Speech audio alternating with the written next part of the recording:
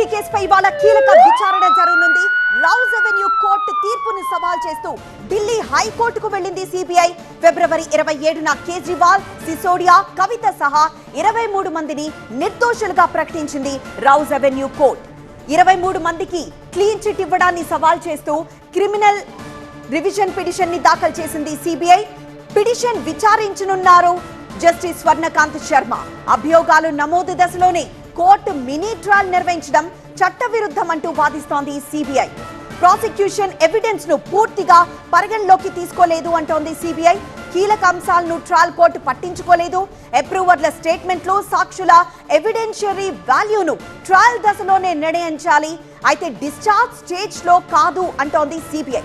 పాలసీలో pre arranged quid pro quo ఉందంటోంది CBI. పెద్ద స్థాయిలో కుట్ర కోణం ఉందని ఆరోపిస్తూ హైకోర్టుకు వెళ్తోంది సిబిఐ.